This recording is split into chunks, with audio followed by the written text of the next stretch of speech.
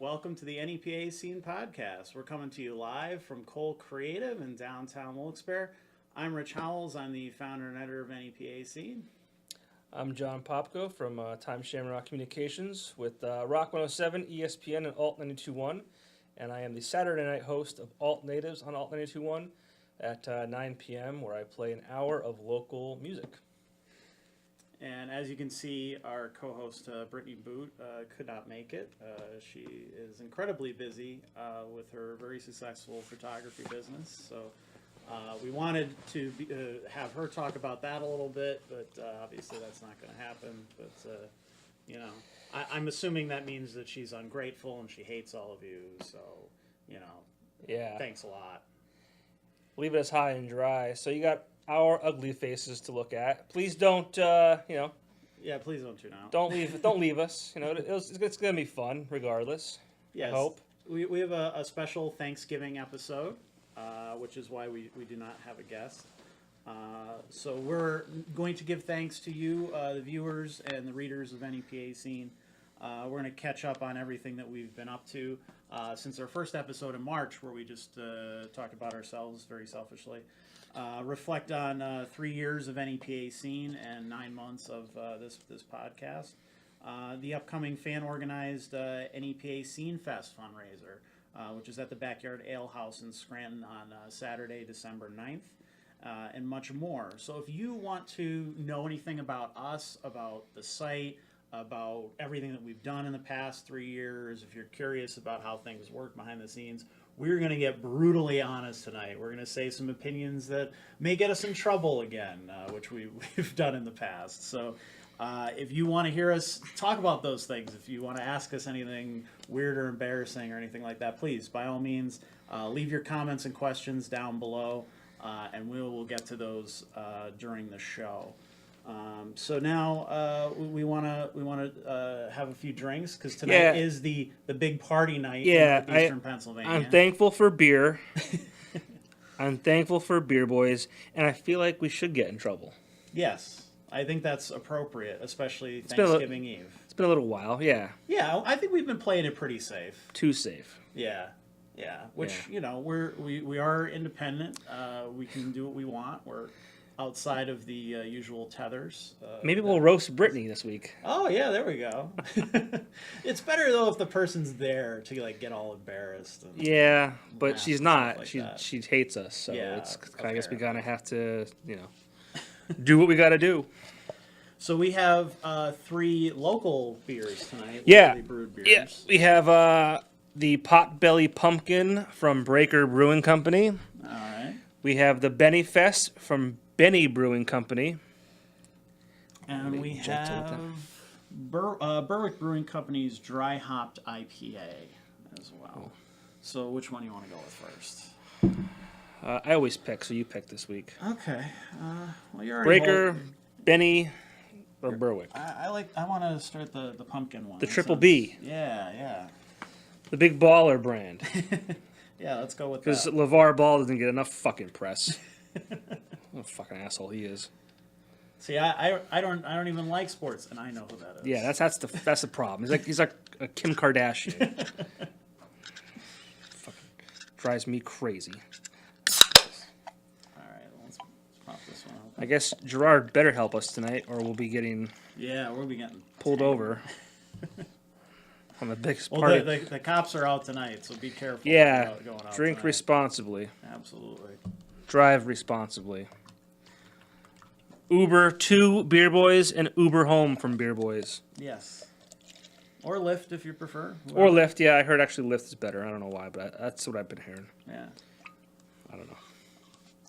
We also want to give a shout out to one of our other sponsors, the Keys in downtown Scranton. So if you're going out tonight, Amanda Rogan, Steve Warner, and Patrick McGlynn and E57 are playing there tonight.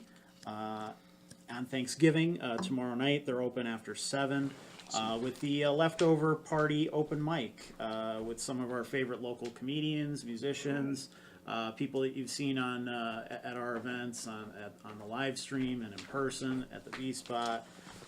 You should definitely check that out as well if you're going out tomorrow. And Friday is Days in Transit, Just Blush, and Idolizer. And Just Blush are actually going on hiatus for a little bit, so you want to catch them soon before they do, because they're very talented guys and gals for that matter. The FM Kirby Center is also a sponsor. They have Night Ranger and Loverboy on November 24th, the Holiday Arts Market on November 25th, Rudolph the Red-Nosed Reindeer November 29th, Jennifer Nettles on November 30th, and Metallica Tribute Battery on December 1st. And we also want to thank Loyalty Barbershop and Shave Parlor as a sponsor. They have locations in Scranton, Archibald, and a new one in Wilkes-Barre on South Main Street. We want to stress, since this is a Thanksgiving episode and we're thanking everybody, we really want to thank all those guys for making this possible, because this wouldn't be possible, the website wouldn't be possible, me paying my bills on time would not be possible without all the sponsors. And especially Cole Creative. I don't know if Cole Creative really does get enough credit, but we're using their studio, we're using their time. Their poor interns are forced to watch our show whether they want to or not by holding the camera that you're seeing right now. But now he's holding the beer. Yeah, exactly. So I didn't even think to ask him. I feel bad now. We try to treat them well. Yeah. But, I mean, I'm sure there had to be at least one that was just like, God, fuck these people. Yeah. This is I don't care. I do not give about a shit your fucking website. Exactly. So I feel bad for those people, but thank you anyway for putting up with us, and thank all of you for tuning in tonight and joining us tonight. I see we have some comments already. So that's pretty cool. That's great. So keep those coming. Please if you have. I'm going to do something coming up before the Scenefest fundraiser. But if you have an interesting story about NEPA Scene, good, bad, or otherwise, your experience with us, things that you like or dislike about the site, anything you want to talk about, please let us know. We would love to read and react to that kind of stuff. Yeah, let us know what you liked, what you disliked. Yeah, what you want to see on this podcast, what guest you might want to see from NEPA. If you hate us, if you hate me, tell me that. But yeah, let's get weird with this. Let's have some fun. Yes. Oh, and I also want to say thank you to we've had I just counted them up the other day. We've had over 50 contributors to the site in some form or another, whether they're writers, reporters, reviewers, photographers, videographers, filmmakers, podcasters. So many people have helped contribute content to the site in some form or another over the years. Some of them are still with us. They've been there since the beginning. Other people have kind of come and gone, and pretty much all of them have been unpaid. I've gotten paid very, very little in 3 years, and most of those people have never seen a dime from any of this. So they've all done it because they love it, because they love supporting local arts and entertainment. And I think that's pretty awesome and impressive in itself. So thank you to all those people. Yeah. Cheers to you guys. This is really yeah. Did we give Beer Boys a proper? We should. Beer Boys on North Washington Street. I almost said South. Jesus. 72 beers on tap. They give us beer every week to consume. Yep. And share with you. Sorry you can't be drinking it, but you could if you went to Beer Boys. So. Yeah, they have a Thanksgiving Eve thing going on. They do. They were open at 4 o'clock today to accommodate the masses. And one thing about Beer Boys that I think it gets kind of not confused, but what I think is getting lost on some people is that they don't have a happy hour. Mm-hmm. And that's not because their prices are high. They've actually made what they would have during happy hour their everyday pricing. So you can walk in there and pay what you'd pay for other people's happy hour pricing. Right. All day, every day. I had a cherry bomb when I was there. I think $2.50. With Red Bull. Oh shit. Yeah, none of that gun stuff, Right. Yeah. So, but yeah, I mean, they're doing a great job down there on North Washington Street, and they give us killer beers every week with the fun Randalls. Yep. You know, and not many places you can really sit down and kind of experience and walk through different styles of beer like you can there. So if you like beer, Right. I really encourage you. You can take crowlers home, which are what these cans are. They are, I believe, 32 ounces, so essentially 2 pints, if you can do the math. Or growlers, so you can take the 64 ounces home with you. They have those for sale on site. You can take them home with you. You can get them filled, refilled, all that kind of fun stuff. Yep. You know, Christmas is coming. Make great gifts for Christmas, and I can't say enough about Beer Boys. I've been working with them for a long time, and they're doing good things down there. So, and they support us, so that's pretty awesome too. Especially Yeah. letting us, you know, not every sponsor is going to let you do what you want, say what you want, you know, and still, you know. yeah, surprisingly, Brittany fucking hates half the stuff that they give us, Right. but Brittany hates, I think, half of life. So whatever. Including us. Yeah, including us. And they keep giving us beers to drink. So. So you know what? I think a good place to start tonight in terms of what we're going to talk about and everything is how you and I met. We covered that a little bit on the first show that we did back in March. You can go back and watch that. All the archives are on our site. But Yeah, well, you know, I think hopefully we've gotten a little better since then. yeah, definitely. I think we have. We've been doing this for a while, so Yeah, you're already a pro. I kind of stepped into this and was like, well, obviously they gave you another show. yeah, we'll get into that. Yeah. So yeah, we'll get into that. So obviously, you've had some success on this, and people like what you're doing. Otherwise, you wouldn't be doing that. That or they couldn't find some other idiot to do it. Yeah, I some don't other know. schmuck. I like to think that they like what I'm doing. Sure. The bands have. We'll get into that. Right. But So you and I started. You know, we always kind of like dance around it a lot of times, just because we don't want to give anybody press and all that kind of shit. But you and I started at the Weekender quite a few years ago. You many years before me. I was in some other papers as well. I had to go back because I have a terrible memory when it comes to my own shit. I'm so concerned with everybody else's stuff, doing what I do, that I sometimes forget what I have been doing. I started in 2009 as a freelancer for the Abington Journal.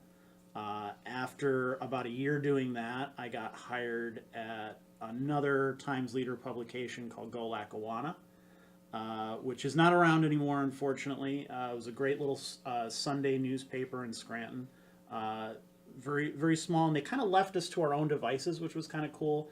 A guy who I went to high school with, that I was already kind of friends with, Chris Hughes, was the editor. And we did some really awesome things in 2 years, and we really kind of, I don't like to pat myself on the back very much, which is why everything that we do is always focused on the artists and stuff. I don't really like to talk about myself, so tonight's going to be a little weird for me, but we did some really cool things, and we gave the Scranton Times, which is obviously much larger than us and has a huge staff and things like that, and they publish every day. We not only gave them a run for their money, but we covered a lot of stuff that they didn't cover, and we changed the way that they do coverage quite a bit. A lot of stuff with social media, which are things that you've obviously seen with NEPA Scene. We were able to get big very quickly because of social media, and a lot of the things that I learned along the way were because of Go Lackawanna. So it was a good experience. It sucked because the company essentially got taken over by another very evil, shitty company, and they kind of made some really bad changes to that paper, which eventually killed it. So in 2012, I moved over to the Weekender as a staff writer, which was always kind of a job I wanted, because I did a lot of what you would call real reporting, going out and covering government and event and city and county stuff and things like that, crime things and all that kind of stuff. But I wanted to do arts and entertainment, so I always did the arts and entertainment stuff for Go Lackawanna. I always thought that was fun and led to a lot of cool opportunities. So it just kind of rolled into doing what I wanted to do at the Weekender. And I always read the Weekender growing up. I always liked it. I always thought there was some really cool stuff in there. And I liked the way that they were a bit of an alternative. And we didn't, there's not many alternative news sources around here. In places like Philly and New York, you can pick up something like the Village Voice, which is going away in itself. So that tells you where media is now at this point. But, Philly has, the city paper and a whole bunch of others. There were little alternative sources for you to get stuff that was a little bit different that you get in a daily newspaper, and they cover arts and entertainment in a different way. And I always kind of wanted to do that, so I thought the Weekender was the best opportunity to do that at. And it was great because, like, within a couple of weeks, the editor ended up putting in her notice and was leaving. So I moved from the staff writer to the editor really quickly, and I was like, I'm so excited to take this over and make some changes and really make this thing, there was a lot of things going on at the time. I remember when I first came in, one of our first conversations was you talked about how some things needed to change about the paper, and that things were maybe a little stagnant. Print was getting harder and harder to sell, to get out to people and things like that. And I remember, us saying we need to do more digital content, we need to do more stuff on social media, that kind of thing. What was your reaction to me coming in? Did you think, like, who is this guy? It was funny because I was named the general manager June. Mm-hmm. I think it was June. Was it that 2012? 2012. Okay. June or July. It's all blurred. No, it was definitely June because like one of my first like issues as like the head of the Weekender was like the July 4th issue. Yeah. I think. But so that was June, and then like that was so 3 months later, you start as the staff writer. Right. I had a sales associate leave. And then I had my editor at the time, I can't speak, put in her 2 weeks notice. So here I am. This is actually like my dream. Like I remember when I was an intern in 2004, I couldn't believe that I was like an intern there. Mm-hmm. And I said to myself, one day I want to be the GM of this paper. And I was 21 at that time. You have these big dreams and like, whatever. At the time, it was probably just like, oh, I'll be really fucking awesome. But like, that's what I said to myself. And sure as shit, 10 years later? No. 8 years later, if I could do the math correctly. Here I am as the GM. Right. But then I have like these people like putting in their 2 weeks notice. I'm like, am I an asshole? Like, do you not want to work for me? I'm hoping that wasn't the case, and if it was, I don't give a fuck now. But that's how I was feeling, and no offense to you, but like you had just started as a staff writer, and I'm like, okay, so I just got out of sales. I'm the GM. I'm trying to like manage the staff writer, which was you, and designers and other sales reps and all that kind of stuff. Right. And now I have to like, take over some sales again because my sales person left, and so it was this big mess, basically. Right. And then I'm happy that the way things, transpired, where you kind of slid into the editorial position, or the editor. I can't talk tonight. Mm-hmm. Jesus Christ. But, I was happy with how that kind of transpired, and I was ready to move forward, and the minute I felt like we got things kind of going, I like to say that the ship was getting holes poked in it. And, yes. It was right around that time that the company had, gone from more or less independently run by a small group of investors to a large investment group that basically changed the way that everything was run. Right. First thing they did is they came in and tried to eliminate entire departments of people so that they could send the jobs to another state. So imagine as someone who's putting together the paper, you can literally just take the stuff, hand it off to somebody next to you and say, all right, you lay it out, and work with them on a face-to-face basis.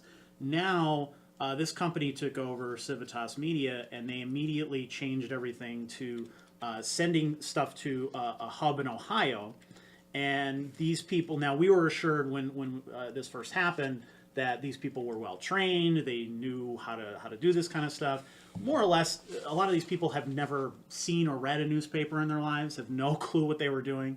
So I was handing this stuff off, and it was coming back where, like, the headline was on the bottom, and the captions are now the headline, and everything's screwed up. And it's like, have you never seen a newspaper before? Do you not understand how they work? Have you ever picked up a magazine? Like, it was unbelievable how difficult it was, because you couldn't talk to them one-on-one. You had to talk to them through this archaic instant message system.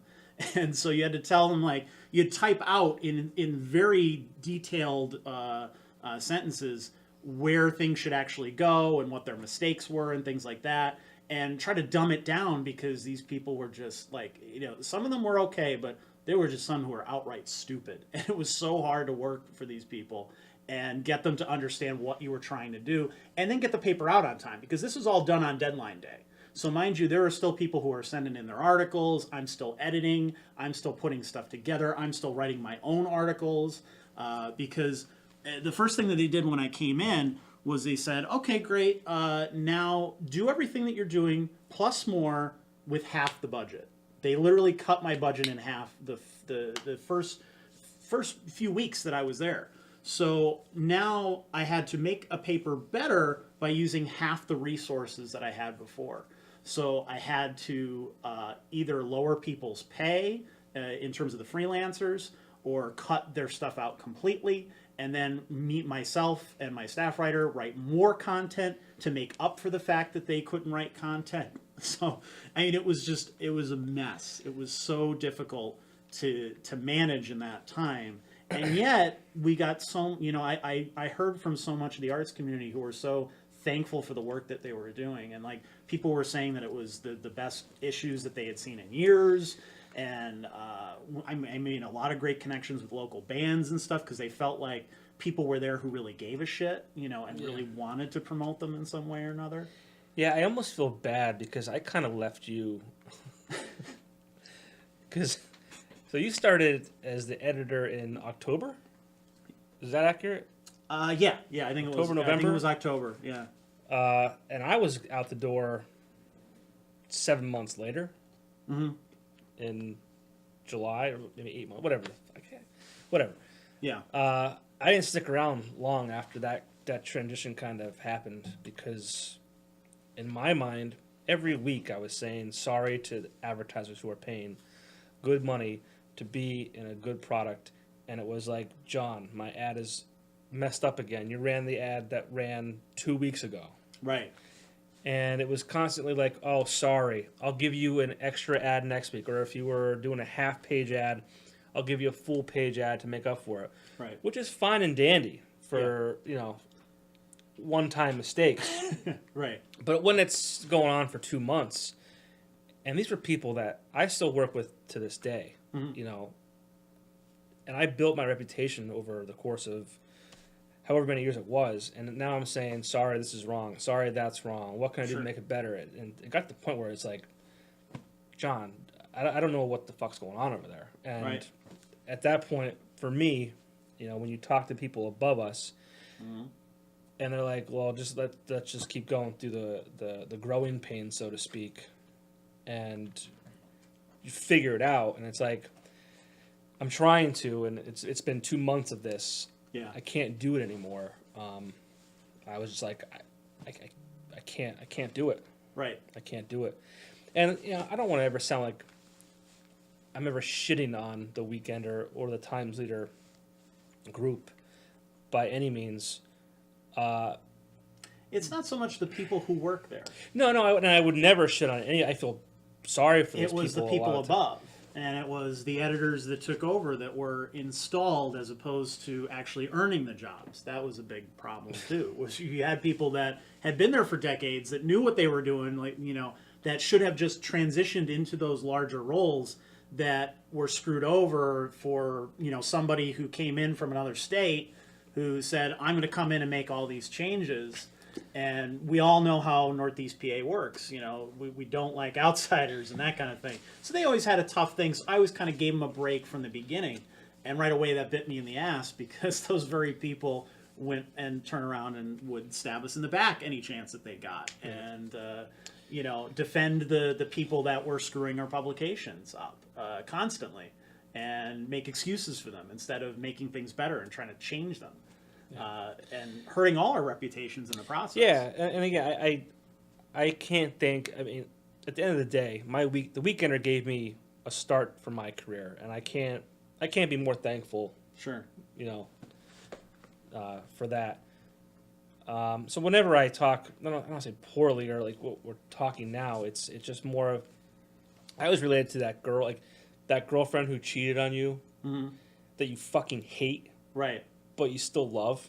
Yeah, that's kind of how I am towards, even to this day, the Weekender. I mean, that will always be a huge part of my life, and it's just sad. It's sad, and it's frustrating, and it's mind-boggling sometimes. Knowing what it was and seeing what it currently is now. It's just it's sad. It's very sad, and it's an apt metaphor, because I've always felt the same way about the Weekender. Looking back on it now, is like that girlfriend, because I really, anybody who knew me as a reporter or knew me during that time, and obviously still now, I'm very, very passionate about what I do, and I really, really care very much about the subjects that I'm writing about and the content that I'm putting out and the presentation of it. And so it was really frustrating to have my name on something that was constantly screwed up, to have people who think I'm a poor editor because of their mistakes. I would change the paper. I would say, okay, this needs to be fixed, that needs to be fixed. And then it would come out in print the next day, and I'd say it, and it was all screwed up again. And it was the without the changes that I made and stuff like that. So I was constantly being embarrassed over and over and over again publicly by how terrible this was, in the same way that you were with the ads. So then that same editor who came in and stepped in the Times Leader, then basically gave me no hint at this, but just a few months after I had gotten engaged and I was getting married and now I have a mortgage and things like that, completely stabbed me in the back, stabbed another woman in the back who had been in the features department for many, many years, who he treated like a friend constantly, and then turned around and fired her too. Pushed me and her out the door so that he could hire a personal friend of his to take over the Weekender. And obviously, if you remember all of the incidents over the past couple of years of some of the crap content that they've put out and the stuff that got them in national news, that change in direction did not go well for them. She stepped into the role not really having any editorial experience, was just hired based on being friends with somebody. They put out all kinds of very tabloidy sort of stuff. A lot of articles that really had nothing to do with local arts and entertainment. It was more about like getting back at people we didn't like and stuff like that, and stirring up trouble and drama and stuff. It was clickbait content in print form, essentially. And that whole direction was just completely antithetical to the last 2 decades of what the publication had put out. And people started to kind of rebel and wanted something else. In the meantime, I took about 6 months or so to build NEPA Scene, and it was really tough because it was something I always wanted to do. I actually had the domain name reserved back when I was at Go Lackawanna, so that's how long I wanted to do this. But it was a matter of like, do I start my own thing and be broke for a long time, or do I go and take over an already established publication and do work there and get a steady paycheck? So obviously I took the steady paycheck for a long time. But I wanted to do something more. I wanted to do something that I thought was going to make a difference in some form or another. And I thought, for as much as people try, especially around here, print is still pretty big. Print is still out there in some form or another. A lot of other places it's gone away. And it's dwindling. It's not that it's not dwindling here, but people still at least pick up print in some form or another. Not in the way that they used to, but those print publications were very hard to transition into digital media. They didn't really seem to understand it. I tried to do a podcast there when we were at the Weekender. I wanted to do a lot more digital content. I tried to bring back Weekender sessions and do like live in-session studio stuff with bands and things like that. I wanted to do more digital content, and they really fought me on that every step of the way, or just made it incredibly hard for me to do those kinds of things. So I said, all right, so I'll launch NEPA Scene, and if all of my ideas are stupid and none of it works, then all right, I'm the asshole. You guys were right. I'm wrong. You were right to get rid of me and do something else, you know? But right away, there was like people were like thrilled that this thing existed, and we got tons of followers overnight. We had 1,000 followers on Facebook within a couple of weeks, within a week or two of NEPA Scene launching. So I launched in September 3 years ago, and immediately it was a success in some form or another. You know, everybody wanted something new. They wanted something digital forward. They wanted progressive content, something different, and something uncensored, you know, which was a big thing too. Is, you know, there were things you couldn't say, or things you had to approach in a certain way, and now, you know, that all the bets were off. And, you know, I didn't want to do live stuff right away, but I had a friend, John Daw, who is very big in the community. He's done a lot of charitable stuff, you know, very well known and well respected guy. And he was working for the Woodlands at the time and said, hey, do you want to do an open mic? And we'll call it the NEPA Scene Open Mic, and, you know, it'll be a way for you to get your stuff out there. So I said, yeah, you know, and this was like a month into us running this thing. So like we had no pull whatsoever, you know, and we were doing it for free because I couldn't charge them because, you know, we were still building traffic at that point. You know, it was too hard to convince them to buy anything. So so we did that for about 13, 14 weeks.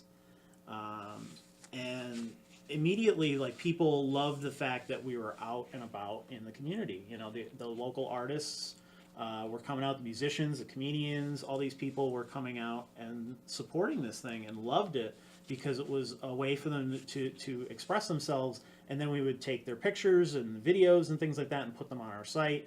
And so they would get publicity as a result of that. So it was a great way to get people out there who weren't normally getting press. And that was a big thing I heard right away was, you know, I went to the Weekender, I went to Electric City, I went to all those other publications, and they didn't want to hear my story. They don't, you know, for one reason or another, whether it was I'm not connected to anybody or I'm just not big enough and nobody cares, nobody wanted to tell my story. Nobody wanted to talk to me. And so, you know, we had a band who became very big around here, Skip Monday. They came within the first few weeks of us doing this and said, you know, we've tried to get out in the local community and in publications and stuff, and no one cares. And I heard them play, and I was like, why? These guys are incredible. They're so good. They're so talented. And they had those pretty media faces on top of it, you know, the ones you want to put in the front page of the paper. Like, what about these guys do you not want to write about, you know?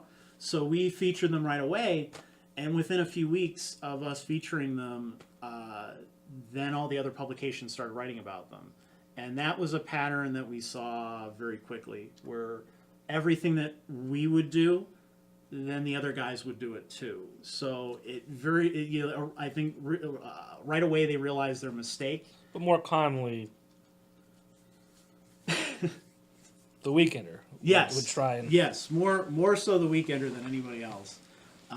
Which, that's something, you know, like, I don't think a lot of people realize, and maybe they didn't pay attention because obviously they're not involved in that part of it. But they ripped us off so many times, it's not even funny. When their last editor, Sarah Hayes, was there, they attacked me and dropping names in print and online. Oh, absolutely. Well, her and George Spohr, who is the guy who pushed me out the door. They're both no longer there, right? They're both no longer there. For good reason. They plagiarized articles. They stole our photos from our own events, mind you. Like stuff that we hosted. They would steal our photos and put them on their own cover. Stole our website layout, which they still have to this day. Then they obviously went in their own direction and they killed it by eventually publishing an article in which the writer of the article said that he went to a bar and pretended to be a veteran so that he could get free drinks from people. And that was kind of the last straw for a lot of people. I kept hearing, people, when you're embedded in the arts community, people talk to you, they want to gossip a little bit, stuff like that. And people were just like, I don't know where this thing is going. Like, why are they doing this? Or, how come they don't do stories on artists anymore and stuff like that? And then they dropped that bomb, which the editor just let publish, and that was it. Like they were done after that. Like their whole thing completely dropped off. And I don't want to make this whole thing about them and everything, but I just wanted it to be on record that they did these things to us. And really, there was nothing I could do because I went to lawyers and was like, how do I stop them from doing this, essentially? And they said, well, they can't, touch your name. They can't, change their name to NEPA Scene or something like that. But it would cost you more to fight this than it would to just let it go. So I've had to let it go for a long time, but it sucked. So it's weird for me to bring this all around to nowadays. Very nice gentleman, Matt Matei is there now. He took over as the editor after Sarah left and has tried to turn the thing around, make it a better publication, do real stories on real artists and stuff like that. Personally, I don't know if it's too late for the publication at this point. I don't know if they can bring back the audience that they once had, but I wish him luck with that. Yeah, he's a nice kid. He's obviously trying to do the right thing. So yeah. Don't go after him now after I told you all this. Don't go email them and say, fuck you guys. Those assholes are already gone, so there's no point.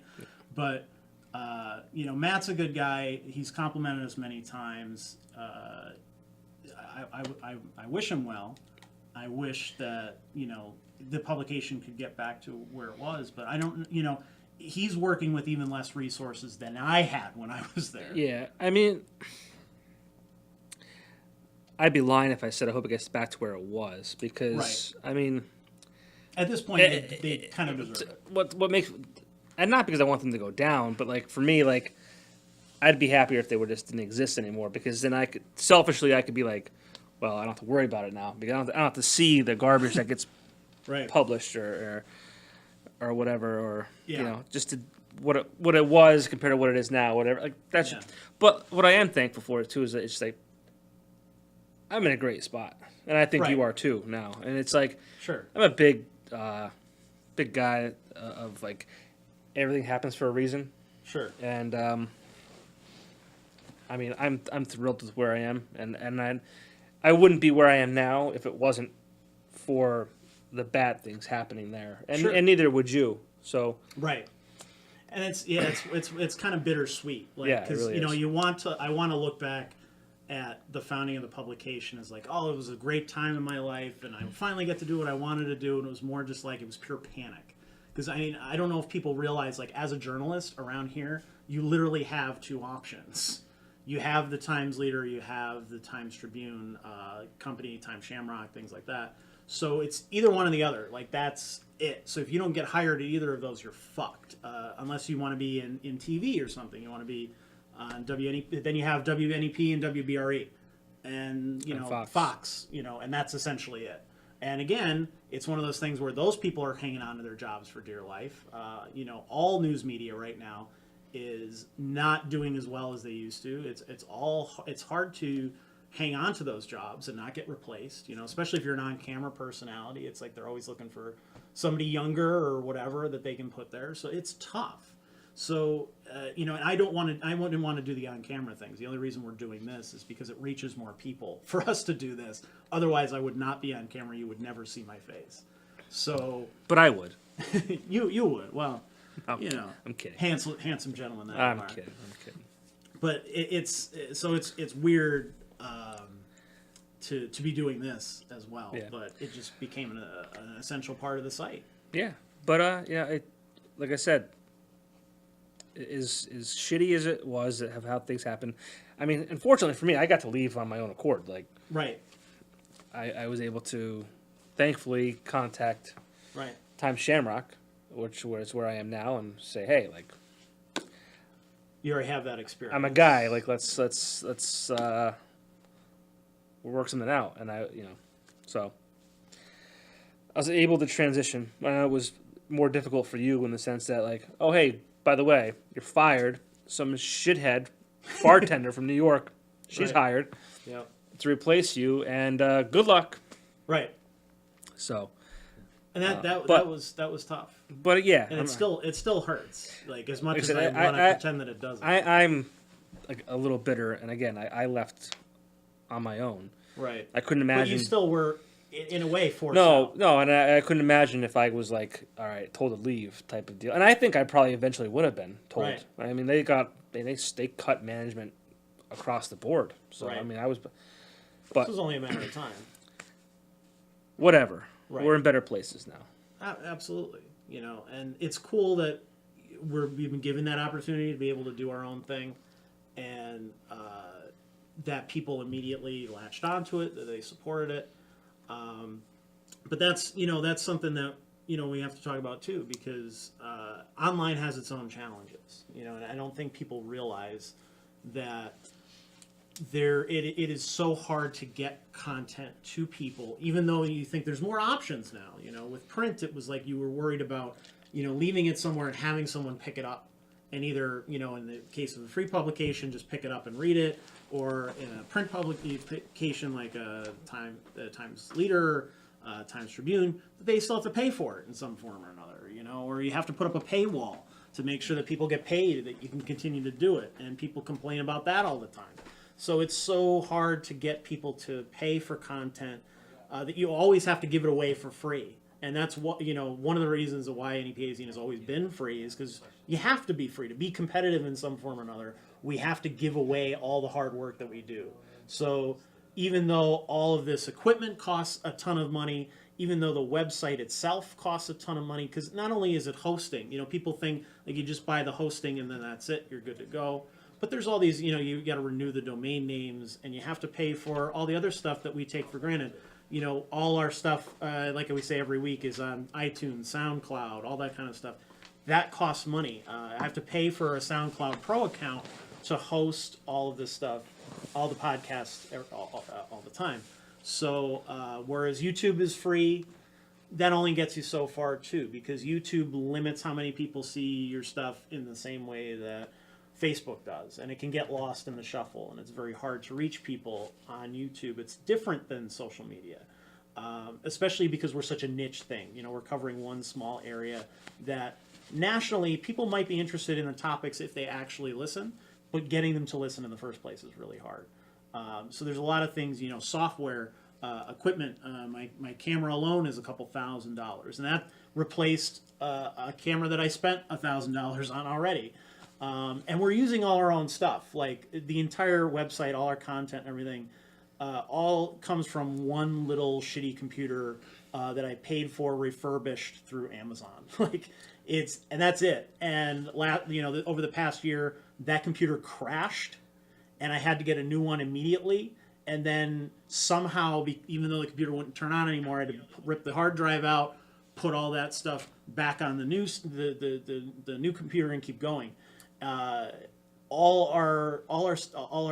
the people that I rely on to contribute content and help me out, those people can stop at any time, and some of them have. So if you're not getting paid, and there's other opportunities, or life comes up, you have kids, you have a job, you have other stuff that you have to do, I can't blame those people. I can't yell at them and say, oh, well, why aren't you giving me more free shit to put up on this site, So we've had people that have stopped contributing. So now it's up to me to do more, and more and more and more and more and more. And so even if you're passionate about something and you love it, eventually you get sick of it. There are some days where it's, I've had this discussion with a few people on a personal level, but not really publicly for the most part.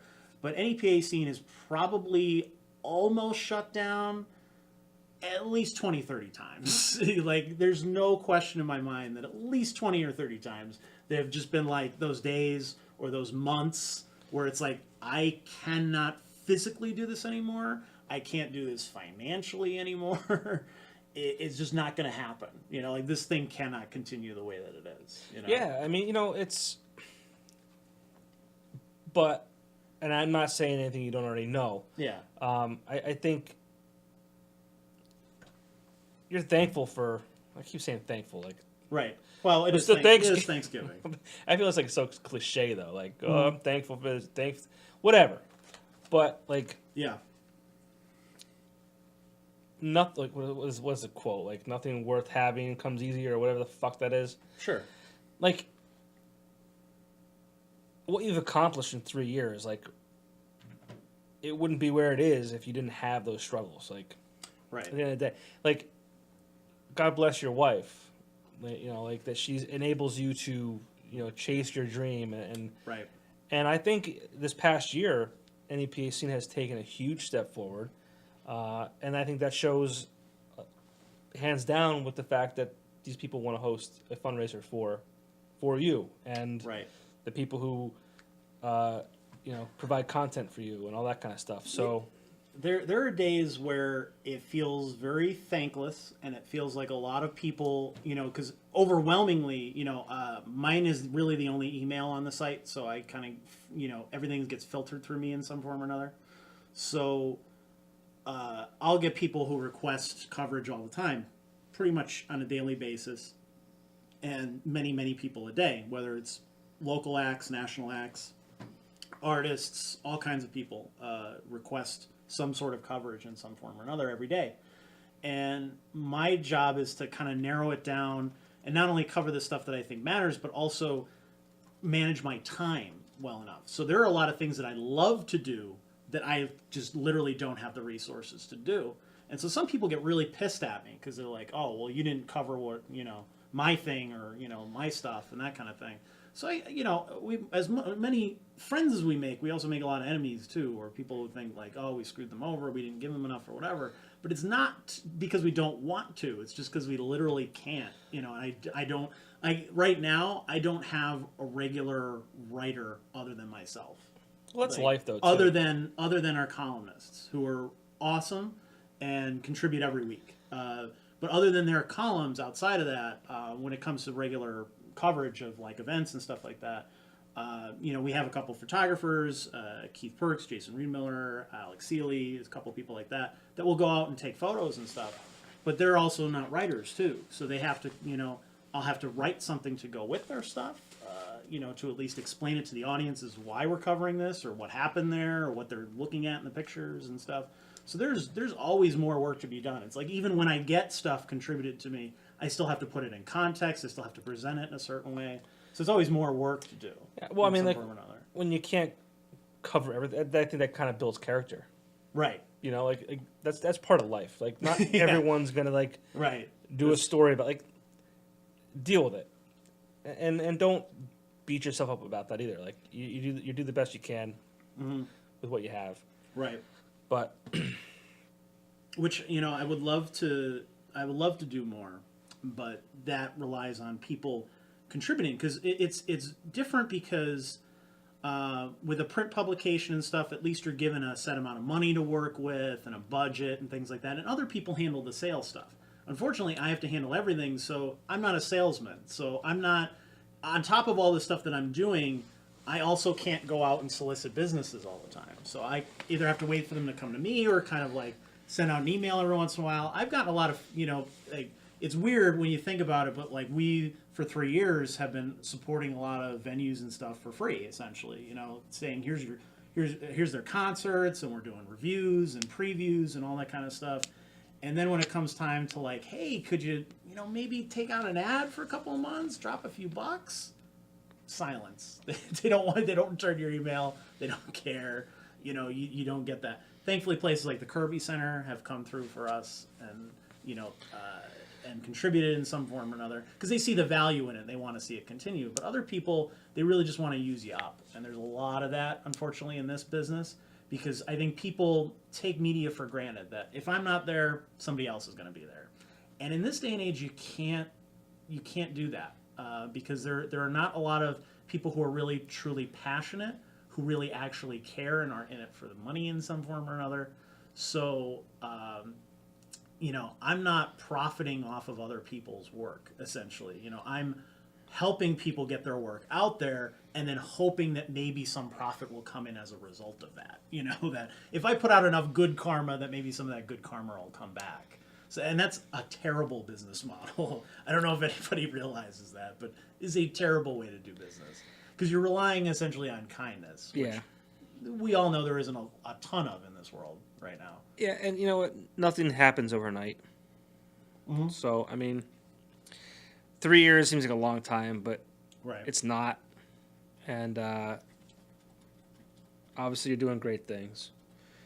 And I think you have more support now than ever. Right. And that's the other thing, too, is, we have so many followers. Like on Facebook alone, we have 14,000 followers.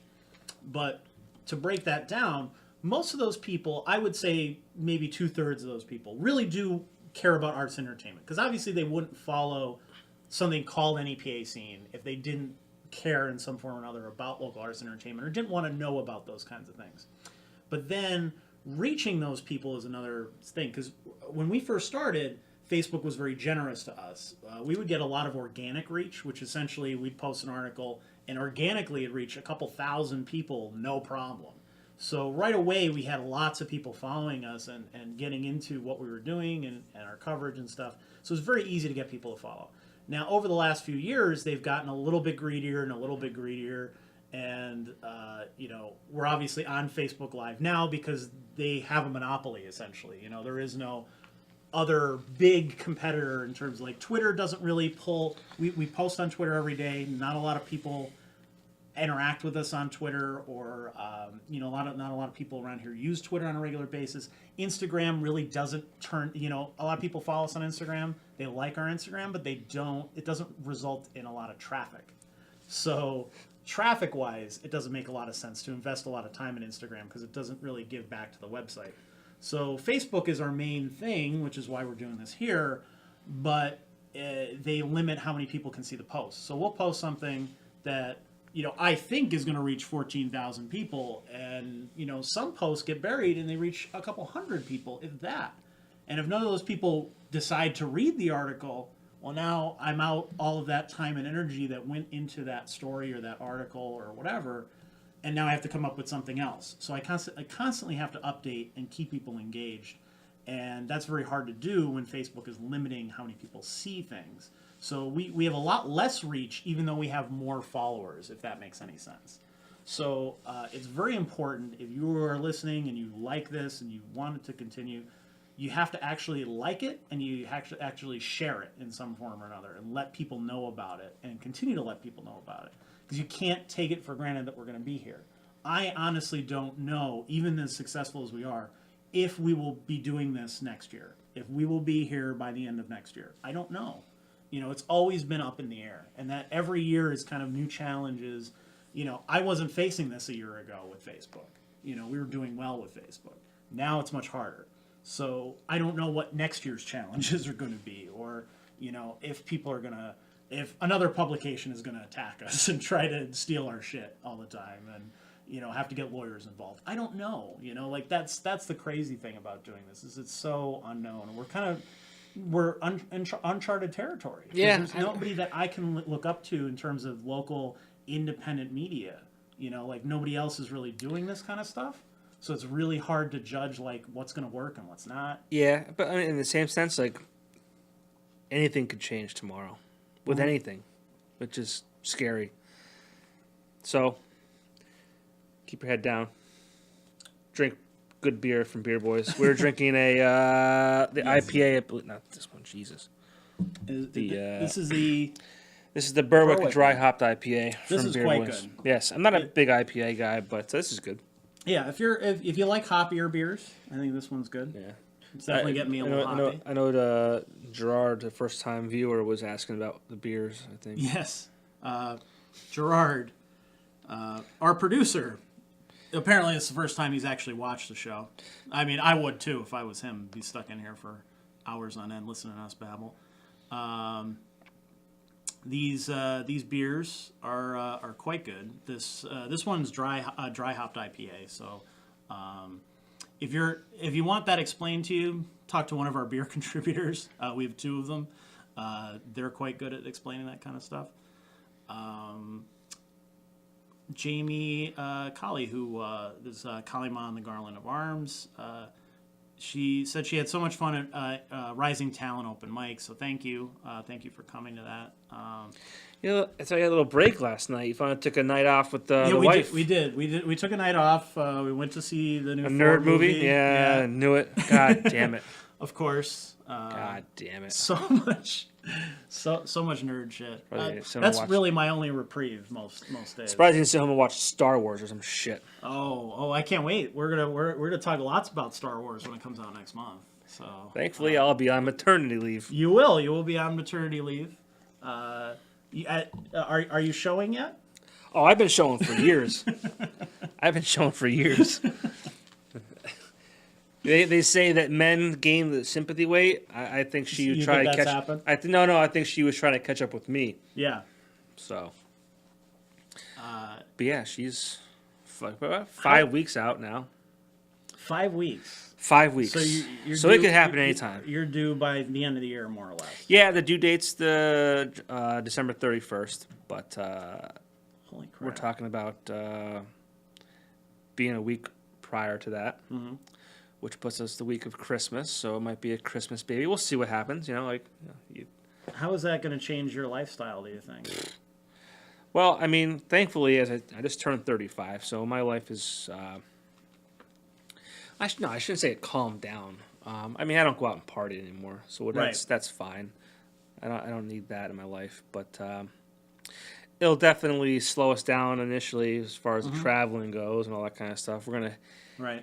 Head to Cape May this weekend as a little getaway, one last final hoorah before we settle down with the baby and kind of have our lives changed for the better. We're excited, terrified.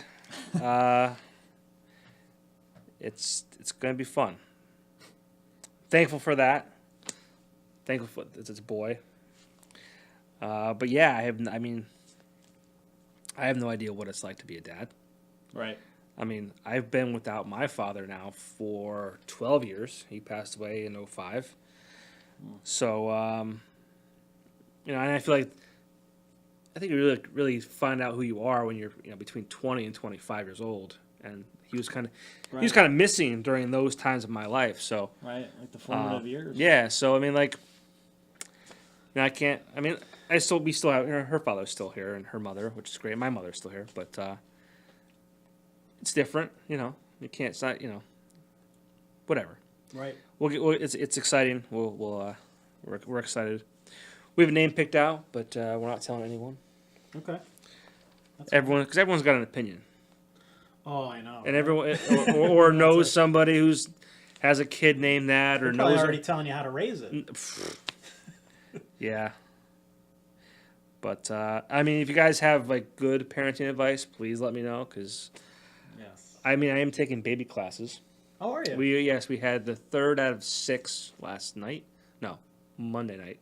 Oh shit. I mean, it starts on Monday for the baby class, so my life's already changing. What do they teach you? Well, they get into the nitty gritty, contractions, pre-labor, what is real labor. Okay. This past Monday was an actual baby class where they teach you how to swaddle. And how to, take care of the cord post birth. Yeah. All that kind of stuff. So I'm still clueless. I'll never be ready. I don't think anybody ever is. That's what I've been told too. You're never ready. Right. But I just hope I don't fuck it up. Because I don't know, I'm an asshole kind of. So I hope the part of me that's an asshole does not rub off on him. So. Right. We'll see. keep that part, I'll keep it inside. Yeah. I don't want to let that out. So we did ask people, what, how the site has affected them, as things have changed for them over the years because of us. Katie Evans says, I'm thankful for NEPA Scene so much. Aside from the endless support, you changed my life in so many amazing ways. A week before the first open mic in Oliphant, this was back in 2015, I was alone and very depressed and ready to give up. I saw the post about the mic and decided to go out and see what happens. I had an amazing time meeting a bunch of new friends and soon to be a group of friends that I consider family to me. A few weeks into the mic, I met my future husband, Ted Hebert, and I really can't thank you enough for everything. Much love and respect. Happy Thanksgiving. And Chris Langan, who we've had on the show, said Happy Thanksgiving as well. One of our guests that we've had, Joe Rovinsky, said, thankful for having the chance to talk with you gentlemen this past fall. Hope to be a guest again in 2018. You can also complimented my Ghostbusters shirt. Thank you. It also glows in the dark, which is pretty awesome. I have glow-in-the-dark ghost underwear. Do you? Yeah. You're not wearing them now, right? I'm not. I wish I was, but we could turn the lights off and just sit here on the couches with just our glow-in-the-dark shit. Yeah, that wouldn't be creepy or anything. That would be awesome. Why didn't we not plan that?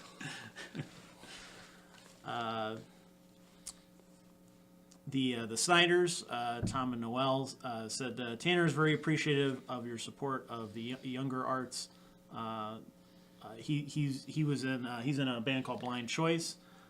Great guys up and coming in Lehigh Valley. You should definitely check them out as well. They're really nice too. His parents. I ran into them at the Steamtown Music Awards. Yeah. And his mom spoke to me like, John Popko, come here. And I'm like, I don't know who you are, and I'm sorry. Right. But we were friends on Facebook prior to that. But they have it was a different name, and she's like, oh, Tanner, right? Yep. Is her son Tanner? Come here. I want you to meet John Popko. Like he's got a show on Alt 92.1, and when his her son's record was ready, like we want you guys to have it, and hopefully you'll play it. Blah blah. I'm like, that's really fucking cool. Yeah. Yeah, they're really nice people. Yeah. And he's a nice kid. Which it's hard to find parents who actually want you to be a drummer. So. Good on them for supporting their son and wanting them to be a rock star. Yeah, I hope my son's not a drummer. Getting staying up late, getting all the girls. I hope he gets all the girls, but no. Connor O'Brien, who we've had on the show as well, on behalf of the Scranton Fringe Festival, the AFA Gallery, and the New Vintage Ensemble, I want to thank you for giving so many events and programs a platform, and for elevating the dialogue. Well, thank you. I don't know if we elevate the dialogue. We probably lower it a little bit. Well, I with all definitely our do. cursing and shit. I'm always the one to curse first. But I hope we do in some form or another help those guys. And he has a question. In 2018, what do you hope to focus on more, and what are some of your goals? That's a good question, and it's definitely something I'm always thinking about. My goals are to secure more businesses advertising regularly on the site so that I can expand the content more. Because I have so many ideas of things that I've wanted to do that I haven't been able to do. I don't, at least now I'm not as afraid that people are going to steal them as I was a couple of years ago, because there's more people in those positions now that, actually give a shit and respect what I'm doing now, which is really weird. It's fun. As a side note, we were talking about Matt before. He posted a thing. They're doing a retro weekender where they have a little here's what we were doing a year ago or a couple of years ago and things like that. And he was complimenting. He was essentially saying, "Oh, Rich Howells was editor at the time, was talking to Grace's Downfall about the Weekender Sessions, and they were relaunching it and stuff like that. But to see my name in print in that publication again, where it wasn't shitting on me, made me shit myself. I was like, holy shit, they've come around in 3 years from trashing me every time that they can to actually respecting the work that I did there a few years ago. So I appreciate that. I think it's super cool that they're doing that in a way that, at least acknowledges their history. Like I said, Matt's a good dude. We were, I think it was the Steamtown Awards again. Yeah. And Matt came up to me and introduced himself to me, and it was just a really nice guy, real kind. And I wish him the best of luck, and I hope the best for him. But just like, I really like what you guys are doing. Like, I not look up to you guys or but I think he kind of like sees what you and I have done in the past. Right. And what we're doing currently with me in the radio business and all that kind of stuff, and you doing your thing. Like, I think he respects us. Right. Which, at the end of the day, that's all I can ask for from anybody. It's just, for their respect. And in our business, I think you have two kinds of people. You have the people who mutually respect all the other journalists and people who are in the media business and respect what they do no matter whether they're direct competition or not. And the people who want to gossip and shit on everybody else who is against them and that kind of thing. And it's really more or less just how life worked out. Like, I always saw it as like, we're in the trenches together. We're both doing our thing.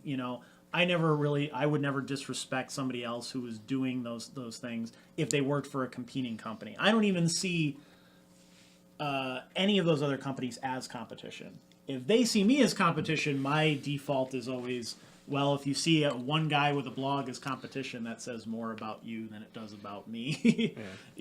So I've never seen other media as competition. I think personally. I mean, for me, I think I always like competition. I mean, I'm in sales, so I'm constantly in with myself, with the guy sitting next to me, like what's he bringing back every day, and how do I compare to that? Right. But I mean, I've always been if I'm on your team, I'm your biggest fucking supporter. I'm your biggest cheerleader. Sure. I will promote you. I will speak highly of you. I will refer you. Whatever I can do to help you with what you're doing, I'm your guy. Mm-hmm.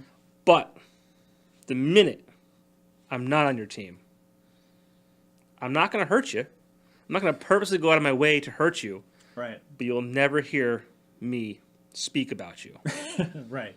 We broke that rule a little bit tonight. We did. But that's but I'm saying in my current life, like, that's just to give people context about where we've been and what we've been doing. Yeah. To answer Connor's question, though. Sorry, Connor. In terms of goals, what we want to do in the future, I would love to do a live sessions kind of thing. I would love to do more of that kind of stuff where we feature bands in the same way that we do sometimes on the podcast. We feature a couple songs. Would love to work with the studio in some form or another to do that kind of stuff. I think that would be fun.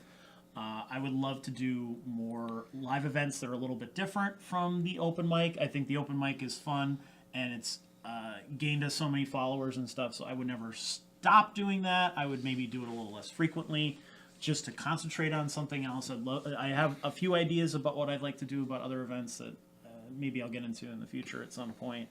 But I would love to. There's some more column ideas that I think would be really interesting. So if you would be interested in contributing in some form or another as a writer, I don't know what I could offer you that would help you other than the publicity and the satisfaction of getting your stuff out there. But I would love to do that a little bit more. But hopefully when we secure more advertisers, I would love to do more stuff like that. And I would love, one thing that I've had a goal since the beginning that I really haven't gotten to do that I really want to do is I really want to do some more serious reporting, because that's what I first started doing as a journalist. I want to do more of that kind of stuff.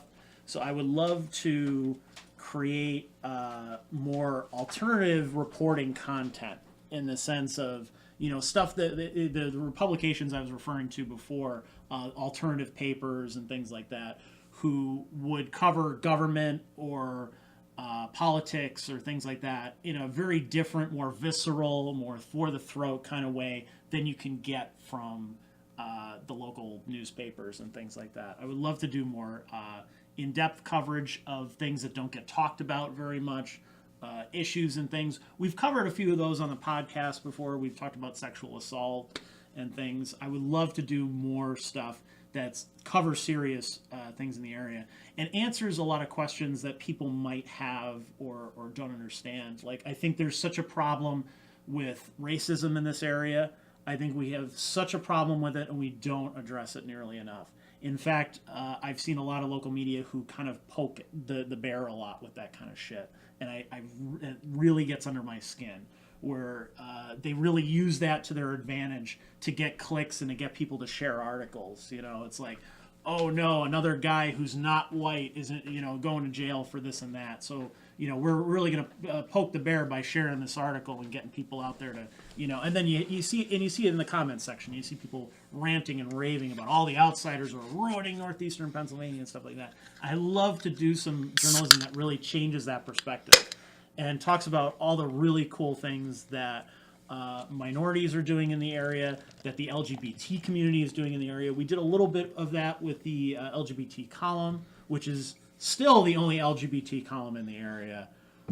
Unfortunately, Dee, who did that column, just hasn't had the time or the money to do that kind of stuff. So I'd love to be able to get a LGBT-friendly business to support a column like that so we can keep doing content that focuses on those kinds of issues and talks about some more serious stuff that's going on in the area. So that really, to me, is going to be a big focus for the next year, because I think that stuff is important. I think people will gravitate towards it because it's a need.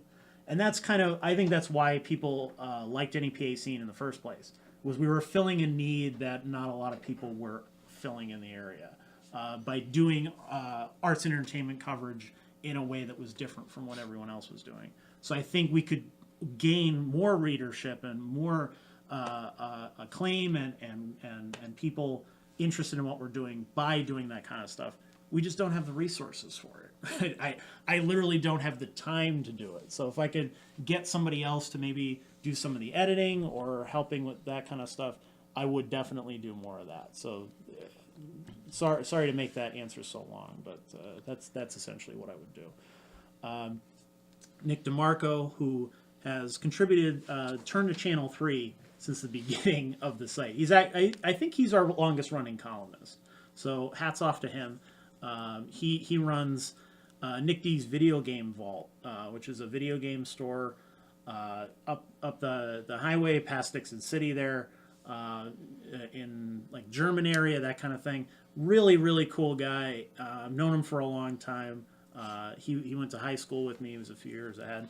But he said, whenever I hear the story behind NEPA Scene, it makes me so proud to be a part of it.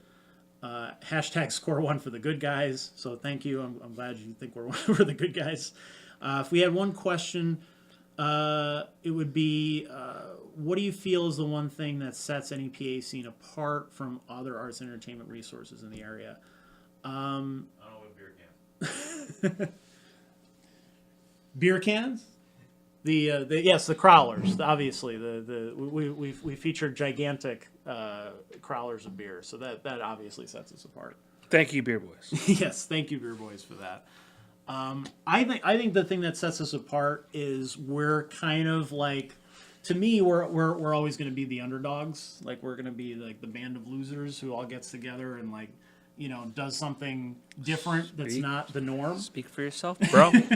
Speak for yourself, Well, bro. sometimes I'm no loser. Sometimes we pull in people who are winners too. I'm kidding. We're, I would say, band of misfits maybe is the better way to say. Dude, I've been a misfit since I started at the Weekender. Mm-hmm.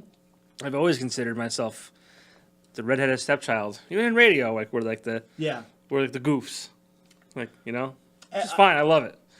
I think we offer people the true alternative, is what I say. Because a lot of, I think the term alternative publication should never be used by a company that makes thousands or millions of dollars. You can't actually be an alternative publication if you're owned by a major corporation, if you're owned by a shitload of investors, because they all have ulterior motives, and they can come in at any time and squash stories and change things or leave stuff out or whatever to not offend certain people and shit. So to me, the biggest satisfaction is being the true alternative, where we can say the stuff like we said tonight without, not that there's not repercussions, because there certainly have. We've had guests in the past who have made certain comments that led to shitty relationships with venues and other people that we've worked with over the years and stuff like that. And that sucks. And I hate that happened, that people maybe took things out of context or didn't really understand what we were trying to say or what he was trying to say in certain cases. I just don't, I don't want people to think like that we're hands off, that we don't care either. You know, I don't want to think like, oh, we're unhinged and we're just going to shit on everybody or say whatever the fuck we want, that kind of shit. But at the same time, we're not in the same boat where, like, people are afraid to talk about the landfill because the guy who runs the casino owns it. Like, that kind of shit, you know? Where Is that true? Yes, we've done we actually did a podcast back when we used to. I remember do this. I 25A. remember seeing that. I didn't watch it all the way through. Yeah, we did one on the Keystone landfill, Mm-hmm. and there were people who approached me and approached my co-host at the time and said, "Do not fucking do that. Do not talk about this subject. You cannot talk about the Keystone. You will landfill." end up in the Keystone. Yeah, you will. landfill. Yeah, we actually did hear like, "Oh, you'll end up in the landfill if you talk about this shit." Jesus. But I feel like, no, you can't do that. I think that to give full credit to your company that you work for, the Scranton Times and Time Shamrock has talked about it many times. Has come out against it. Has come out the Friends of Lackawanna, who have been fighting since day one to make changes at that landfill and to save this community from all the pollution and cancerous shit and everything else that we're going to be dealing with for decades and decades to come. Not enough cancer in any people. Yeah, apparently, there's not enough. We don't have enough problems with all the coal mines and the bullshit that everything our area has been through. Let's add to that by all the crazy shit that's in our landfill. But those are the kinds of things we want to talk about more, which we just don't have the resources to do. So I would love to do more of that kind of stuff. And let's see. That's about it for the comments. If anybody else wants to join in and say something, by all means. Actually, Matt, who we've been talking about earlier, it must have been a buzzing in his ear to talk about it. But Matt, you're awesome. You're super cool. Keep doing what you're doing. What's he saying? Oh, he just joined. Yeah, he just joined. So he missed what we said. Yeah, he missed the nice things we said about him. Yeah, the nice. So let's talk shit on him now. Yeah. Matt, you motherfucker. Kidding. Go back and listen, Matt. Yeah. All good things. All good things. So I guess we should start wrapping up. But the one thing I wanted to talk about was how much the NEPA Scenefest fundraiser means to me. That was huge. So on my birthday, I was hosting it was a couple days before my birthday, but I was hosting the open mic at the V Spot. And What a great goddamn bar that is. Yeah, thank you to Vinny. Vinny, you're the man. We're very thankful for that. Finally, great venue. Yeah, awesome dude, very supportive. Unlike some people who have not been very supportive. Very cool. So we were doing the open mic, and my wife comes out with a huge birthday cake shaped like the NEPA Scene logo, the Keystone symbol, and told us that Jess Mione, Katie Evans, a couple other people who have been involved in the site or benefited from the site in some form or another got together and formed an NEPA Scene event to fundraise for us for the next year. So that is coming up, actually. You can see the pictures. We're actually running them across the screen right now. They are December 9th at the Backyard Ale House. We have some really cool people lined up for that. And these people, this is the first NEPA Scene event in 3 years in which I am not involved whatsoever. I had nothing to do with the planning of this. I did not know about it until they told me. They were very good about keeping it quiet until then. So it's super, super cool that they would think to do that. The cost is only $5 to get in. We're going to have some NEPA Scene merch there, some stuff we've never sold before, some new stuff as well as the usual stuff, t-shirts, stickers, buttons, all that kind of stuff. It's from 7 to 9. There's basket raffles. There's a 50-50. Places like the Electric City Tattoo have donated gift certificates and all kinds of things to those raffles that you can win.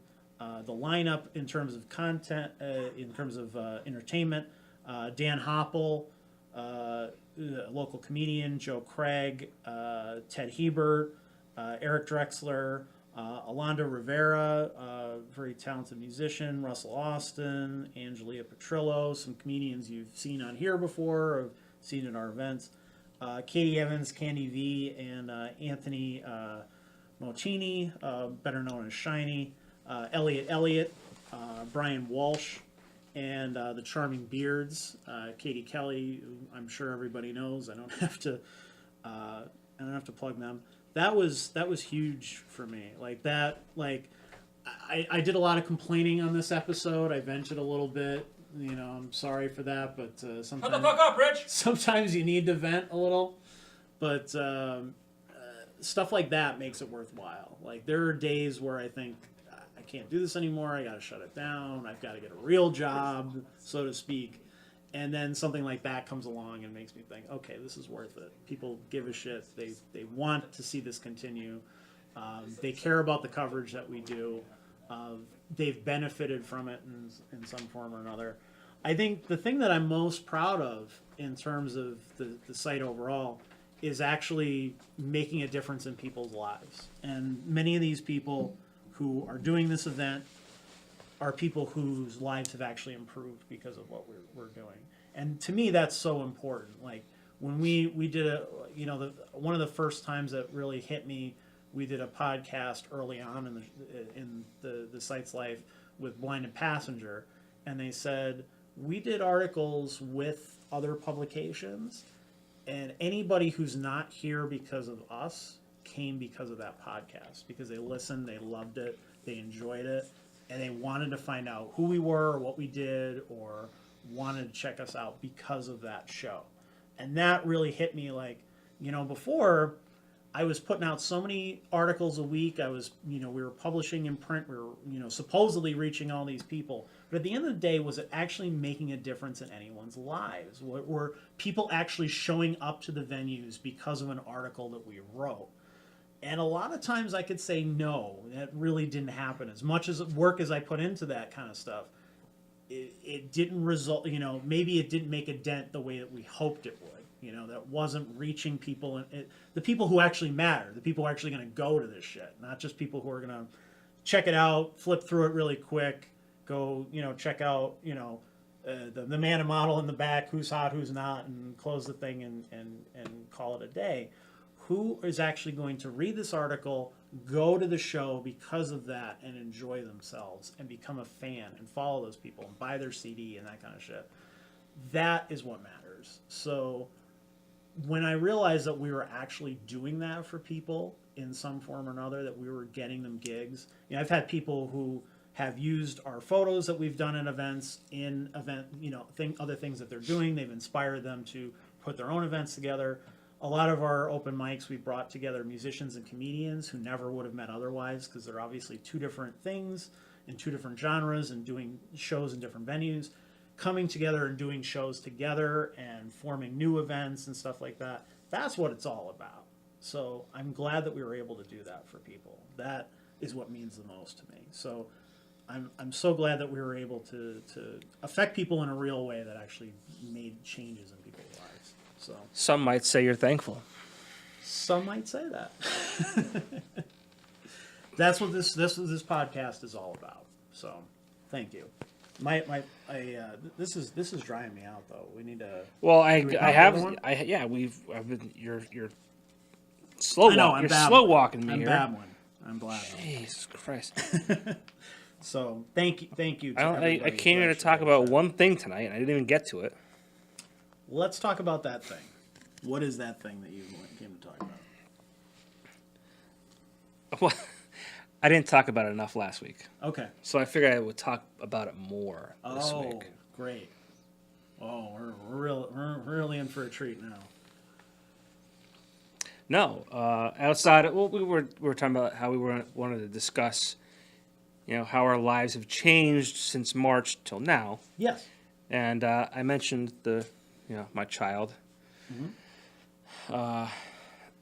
coming in December of this year, and but alt natives on Alt 92.1, which has been really cool. I've never heard of it. You've probably never listened to it, you fuck. I have listened to it, actually. No, that came about. It was, it's not anything new. It's not, it's not a new concept. It's Right. It's an hour of local music on. It's a Saturday night, 9:00 on Alt 92.1. Right. You can visit alt921.com or our Alt 92.1 mobile app to listen to it, or on the radio. But our new program director, he came in, I want to say, May. Phil, on-air name is PK, came from Detroit, and he did a local music show there, which he wanted to bring here. And it was funny because when he was talking about it, I said, dude, that's really cool, because I've been in the local music scene for 12 years now. Right. Not playing, obviously, but enjoying. And I said, dude, when I came here 4 years ago, I was like, let's do this show. And the GM at the time looked at me like I was a fucking idiot. Like, that's the dumbest thing I ever fucking heard. Whatever. Yeah. So I'm like, dude, yes, that's awesome. I wanted to do that 4 years ago. Not me as the host. Right. I can't talk, as you've probably seen through the past 9 months of this podcast. But he's like, well, why don't you do it? And I'm like, I don't know. A, I've never been on the radio. Yeah. B, I can't fucking talk. He's like, but you know more than most. And I was like, fuck, like, that's true. Did we go black? Did we go dark? I think one of the batteries is that. Is Facebook limiting me? Can people still hear me? Still hear you. Oh shit. Yeah, they can still hear us, so we'll keep going. There we Well, go. no. He said, well, why don't you do it? And I said, Yeah. and I've never been on the radio before. Right. So I can't speak let alone be on the radio.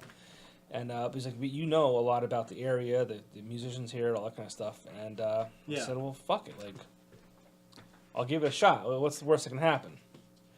And so, yeah, here we are. This will be the 15th show coming up this Saturday. So we're 15 weeks in. Alt Natives. That's great. On alt921.com. Jesus Christ. Alt921. And the feedback I've gotten from the bands, and again, we're not doing anything new. It's nothing. Right. There's nothing different that's not been done before. But they seem to really dig it. They do, and like I think the show is different than other shows that do the same thing, in the sense of like the style of music, and there's no limitations. There's no genre, Right. For the show. I mean, I'll play country, I'll play hip hop, I'll play alt rock, whatever it might be, and I don't think that's been kind of displayed in the past. Well, my reaction in the show is, having listened to a few episodes, that it's very much relevant to to what's going on right now. Mm-hmm. And I think that's so important. Like, it feels like when you listen to the show, your finger's on the pulse of what's going on in the music scene right now, the stuff you should be following, the stuff you should be listening to, the stuff that you know already, but and then followed by the stuff that you've already you haven't heard before. Mm-hmm. You might rope them in with something like the Menzingers or Tiger's Jaw, that they may know what's going on, but they maybe haven't heard them before. They know that they're from the area, but they haven't heard anything by them. And then you're hearing a local band who's up and coming. Right. Something that is different. And I think that's so important, to do something that is a little bit of I don't want to say a tastemaker show, but like along those lines. I mean, you want to have that hour that showcases. I mean, the goal is to showcase bands from NEPA, and at the end of the day, Breaking Band is still from NEPA. Mm-hmm. The Menzingers are still from NEPA. Sure. They might live in Philly now, but they're still from here. Yeah. and I don't want people to get confused or forget that. Yeah. But it's also stuff that people know. Right. I mean, you want to be able to have that like familiarity, so to speak, Right. of bands that people might still recognize. And not to pull them in, but to just kind of get them comfortable, so to speak. All right. But there's so much good music, so much. It's incredible. It really is. And I think people are missing out on that.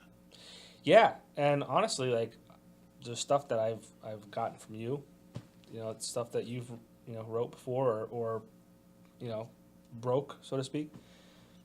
And I had a venue locally say that he listens to the show to kind of get a better feel for what's out there so he could put local bands on his bigger shows.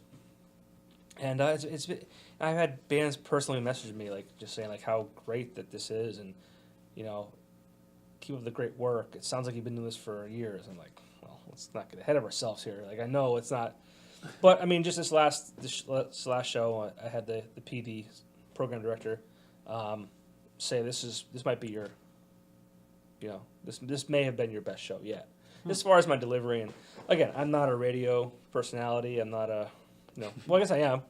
Now you, yeah. I guess I am. By default. But, I'm not that kind of guy who, like, Yeah. pounds his chest and whatever. But I'm happy people are enjoying it. I'm glad I'm thrilled the bands are supportive of it. And I don't think I realized, A, how many good bands there are in this area. Yeah. And how supportive of the bands are of each other. And I said this last week. Right. It's just incredible. It's really cool. It's a great music scene. It's so underrated because I think people, if they don't immediately recognize the name, they turn away from it. Okay. And that's really the point of what we're doing, the site. Like, please don't, if it's not, like, I think a lot of people, their inclination is if they don't immediately recognize the people in it or whatever, they scroll past it. Maybe give it a shot. Maybe try to turn yourself on to something new. Give something a listen that you haven't seen before. We premiere new music all the time. We actually have a premiere coming up soon. Speaking of which, Grant Williams says, "Happy Thanksgiving, guys." We've premiered some of his stuff before. We have a new video of his that we're going to premiere soon. It's so important to give something a chance that you haven't seen before. You don't recognize them right away. Like, try to turn yourself on to something new. Yeah, I'm guilty of that. I remember when the Gallery Sound had the Wonder Years do a show at Gallery Sound, and I think it was a cover of the album that was the ad, the picture for the ad, and it seemed like this like 60s band. I don't know why, but I blew through. I blew past that. Jason Isbell at the Kirby Center back in 2013. I saw that and I was like, eh. 3 months later of both those shows, I was like, I found those guys by accident. Found out that they played here in this area. Right. 3 months prior, and I was kicking myself in the ass. Right. So again, like, definitely give everything a chance. You can't, much like you can't judge a book by its cover, you can't judge a band by its name. Mm-hmm. Which I found, like, there's a band called The Cryptid. I feel like that should be like this heavy metal, like, death music. Right. It's not. It's good, but it's not that. So. Yeah, there's a lot of that. You can't. You don't know for sure. And like we have some music snobs that contribute to the site and stuff too. But when you look at certain names, you're like, oh, that sounds like such a hipster thing, or it's such a dumb name, or whatever. You don't even like the name. Give at least the music a chance. Yep. Try it out a little bit. And step outside your genre a little bit. I mean, we live in an age now where it's the iPod generation. Quick, yeah. We're listening to singles, and we're listening to stuff that's different. Like when I was growing up, and as a high schooler, it was like you were a metal kid, or you were a punk kid, or you were a pop kid, or you were an indie kid, or whatever. Nowadays it's not like that anymore. You know, kids listen to everything. You know, they can go from a hip hop song to a metal song and not think twice about it. You know, like it's not a big thing to them because you have that, you know, that quick access to things. So I think it's so important to realize that there's so many good genres going on here that are so different from each other, but good in their own ways. Yeah. You know, you can't just say, I'm an indie kid and I only listen to indie music and that's it. Yeah. I mean, I've loved music since before. I can't even remember. My parents were big influencers on that. But if Rich publishes it, if I play it on Alt Natives, please give it a shot. And if you're a band that's listening or watching this, you can submit your music to altnatives at alt921.com. We'll get that. We'll take a listen and, you know, obviously consider you guys for the show. And love to have you. I mean, we've been getting some great submissions every week. You know, and it goes to what you were saying. Like I promote it every Saturday. Yep. That's coming up at 9:00, and you know, people I'm friends with, you know, 13 weeks later are saying, "Hey, I heard you on the radio. Didn't realize it was you. Had no idea you were doing this." Right. It's like you forget that, like, you know, people's lives don't revolve around what you're doing, and Right. And so that was like, you know, like I said, 15 weeks in now, and it's every week it's gaining new listeners and new artists. And I have a great sponsor on Music Around, which is on Monday Street in Wilkes-Barre, and they're huge supporters of the local music scene. Obviously, like you know, selling used and new gear there. And so if you're need an instrument or to talk to those guys there, they're all very knowledgeable, and you know, I encourage you to check that place out. One of my dearest, best friends works there. His name is Josh. Go harass him. And Dustin, who we had on last week, works there. And fuck him. I have to yet see if he's actually sent his music in to the show or not. But Oh yeah. You kept bugging him about that. I did. So, but that's all I have. I think. That's Baby everything? and That's radio all you've been show. up to. Baby, radio show, sales for the stations, sales for billboards, sales for online digital advertising. So if you need to advertise, call me. But again, as I was saying before, I don't see you guys as competition, and I hope that they don't see us that way. It's weird. I've had obviously I've had a rocky relationship with Civitas Media and their papers.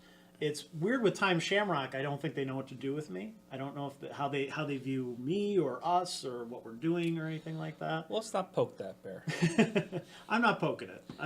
Let's not. I just want people to know that I like everything that's going on there, and I want to see that continue. You know, like please don't crush me. Like I like you guys. I want to see it continue. I hope that maybe our show led into your show a little bit in a way. You know, like people saw what you were doing here, and we're like, hey, you should do that. I mean, you know, whatever. I don't know if that was the catalyst or if that helped at all, but you know, I hope people saw that, or at least the fact that you've been in the scene for, you know, over a decade now. Yeah, I mean, people might not know that. I remember being 18 years old, and all I wanted to do was go to the bar to see bands play. I didn't want to drink. I didn't drink until I got into college. Yeah. Well, that's a lie. I drank when I was 16, and I fucking hated it. It was fucking terrible. Yeah. But it wasn't until like my freshman year of college I really, like, you know, went to a party, and you know, Right. first party I went to got busted. But I just wanted to go to the bars. I remember being at Chaco's and picking up a paper that, you know, had bands in it.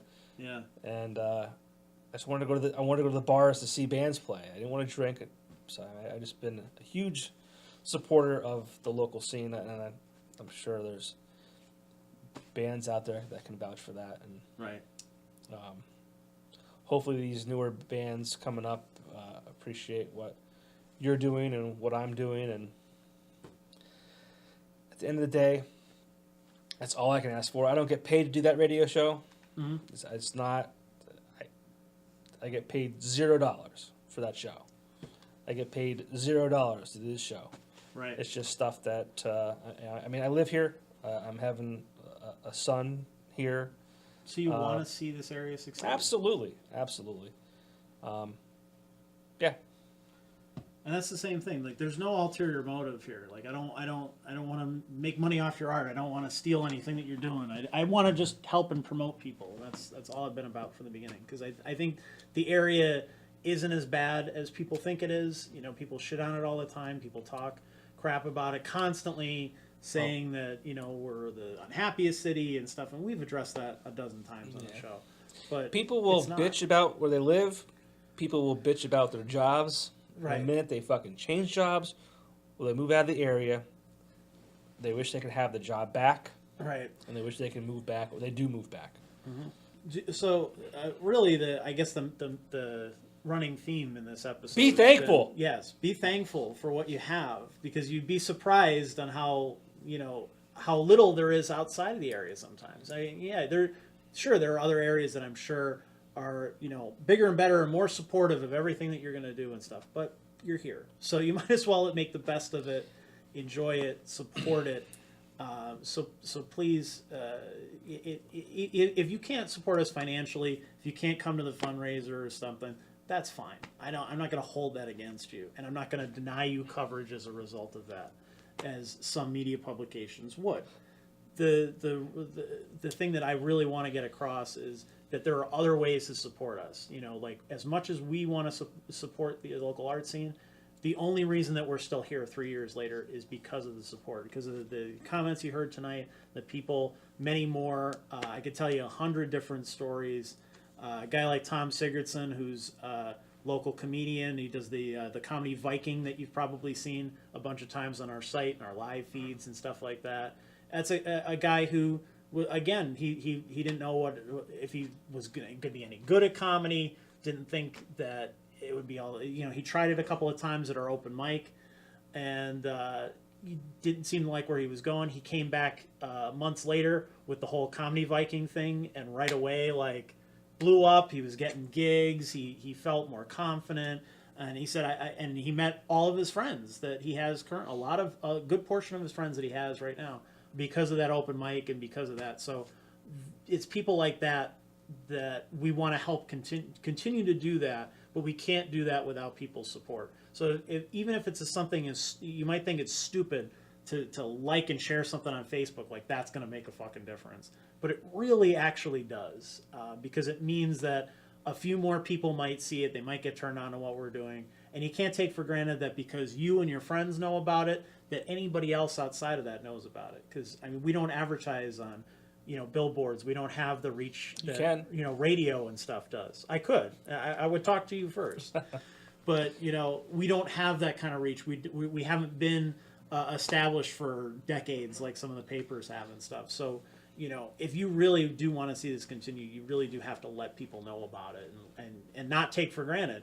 Because, like you said, like, you've promoted your show how many times, and then people come in on the 13th, 14th, 15th episode, and they're like, oh, you have a show? Yeah. You know, I mean, I've been at the bars. You know, I've been at the V-Spot and other venues that we've done our events at. Our banner's up there. We're talking about it the whole time. Our logo is all over the place. And there are still people at the end of the night, guy in the back of the bar going, what is this again? What were you guys doing for the past several hours? I mean, I was just drinking my beer. I didn't even notice that you guys were doing anything. They're literally in the same fucking room and they don't know what it is. So I can't stress enough how important it is to actually let people know about what an NEPA scene is and to continue that in some form or another. Yeah. And if I tag you on Facebook when I'm promoting my show, yeah, and you don't want me to do that, just fucking tell me. Just like, shoot me a text or a private message on Facebook and say, dude, like, relax, your show's cool, but, like, don't fucking get me involved. Yeah. And I won't tag you. I just do it because, again, I'm just trying to get people that I know, you know, aware of what I'm doing, because I'm proud of it. You know, at the end of the day, that's all I really have. Again, I don't get paid for it. Yep. I'm just proud.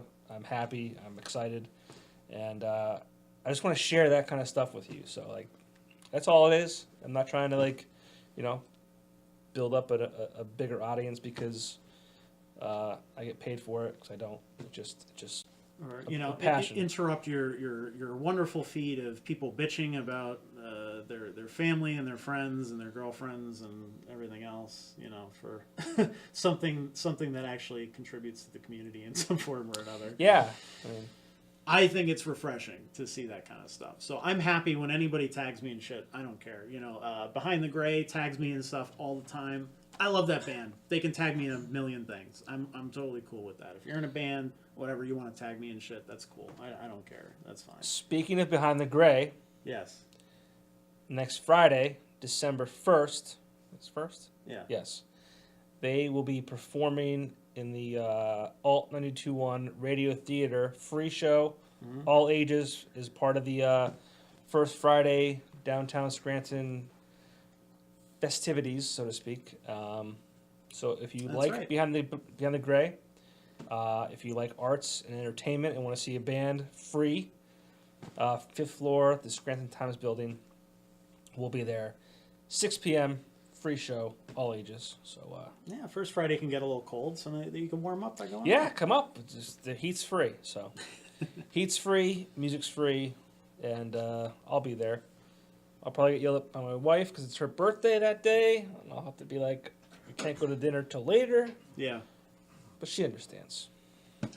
All right, so we've gone on much longer. I didn't think we would fill 25 minutes. Exactly, and we filled like an hour and a half. Jesus. Probably more. So thank you all for tuning in. Thank you for supporting us. You know, I won't go through all that shit again, but please go to our Facebook page. You can find out more about NEPA Scene Scenefest fundraiser, which is December 9th at the Backyard Ale House. It's only $5, and it makes a world of difference. It makes us being able to continue what we're doing, and there's so many good acts that have volunteered their time. They're performing for free to be able to do this. So thank you to everybody who tuned in. Thank you to our sponsors, and especially thank you to Cole Creative, who for putting up with our shit for so long. Yeah, for 2 hours tonight. Yeah, exactly. They're like, guys, we don't give a shit about where. Can? What? Did you even open the third can? Yeah, Yeah, it's open. we're done. Jesus, where have you been? Sleeping. Stay woke. Thank you. Good night, See ya. everybody.